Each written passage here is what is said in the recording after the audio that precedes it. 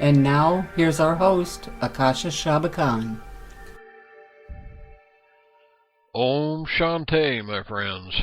Hey, Akasha Shabakan here. Hey, I got a little update for you.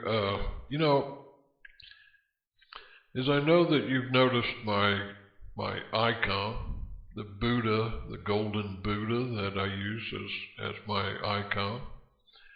And I wanted to share with you why I use that as my icon. And there is a story involved in it. It's a decent story. I really enjoyed the story, and this is why I use this particular icon, or as some people call it, my avatar. So, well, let's just get on with it, and you'll see why I use it. I mean, you'll see. So, back in 1957, there was a group of monks from a monastery in Thailand that had to relocate a clay Buddha from their temple to a new location.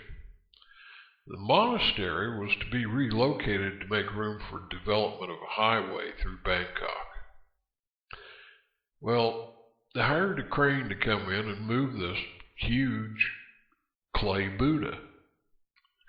When the crane began to lift this giant Buddha, the weight of it was so tremendous that it began to crack.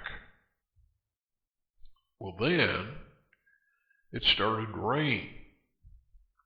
So the head monk, he was concerned about damage to the Buddha, so he decided to lower the statue back to the ground and cover it with a large canvas tarp to protect it from the rain.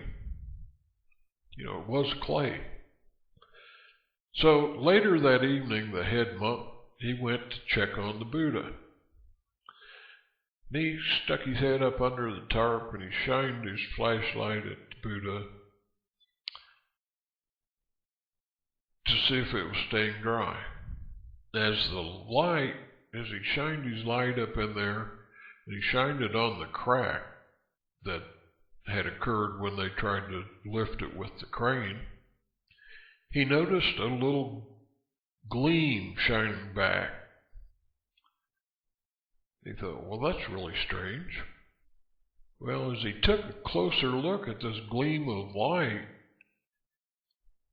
he started to wonder if there might be something underneath the clay. So he went back and he fetched him a chisel and a hammer from the monastery, and he began to chip away at the clay. And as he knocked off shards of clay, the little gleam grew brighter and bigger. Many hours of labor went by before the monk stood face to face with the extraordinary solid gold Buddha. Yeah, he chipped all the clay away, and there it was, the solid gold Buddha. Well, there's more to the story. So historians, they believe that several hundred years before the head monk's discovery, that the Burmese army was about to invade Thailand. Back then it was called Siam.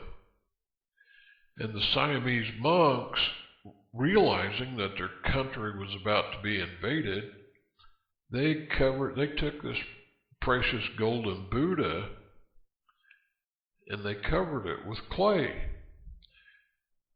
They covered it with clay just in order to keep their treasure from being looted by the Burmese. Well, unfortunately, it appears that the Burmese slaughtered all the Siamese monks, and the well-kept secret of the golden Buddha remained intact until that fateful day in 1957. Well, you see, we're all like the clay Buddha, covered with a shell. It's created out of fear. And yet underneath that shell, each of us Each of us is a golden Buddha, this is our real self. Somewhere along the way, between the ages of 2 and 9, we begin to cover up our golden essence. And much like the monk with the hammer and the chisel, our task now is to discover our true essence once again. That, my friends, is why I have the golden Buddha as my avatar.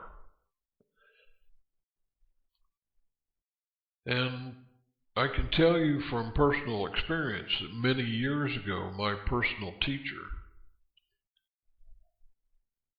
he started working on me with his chisel and his hammer and started chipping away the clay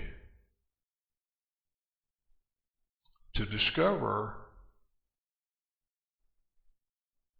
my true essence. I'll tell you, it was a lot of work for him. A lot of work. But he finally discovered, well, he saw the cracks, and as he was peering in there, he knew that there was some golden essence underneath all of that clay covering that I had created around myself, and he chipped it away. And he finally found my true essence and helped me discover my own true essence. And you can find your true essence also. I suggest you can do it by yourself. It's much more difficult to do it by yourself than it would be if you had a teacher to help you along the way. And you know the story. You know what I'm about to say. When the student is ready, the teacher will appear. Yeah, the teacher will appear when you're ready. And you know what? You probably will be surprised at who your teacher might be. I know I was.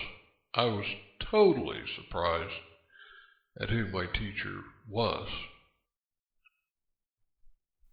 So don't be looking for a guru or something to come along and chip all your clay away and be your teacher. Probably not. It's probably going to be somebody that you would least expect. So that's the story of the golden avatar that Akasha uses as his avatar online. So now you know the rest of the story, and that's why that golden Buddha is my avatar. Remember what Akasha always says, the truth is out there, question everything, and remain curious, my friends, and have the best day ever.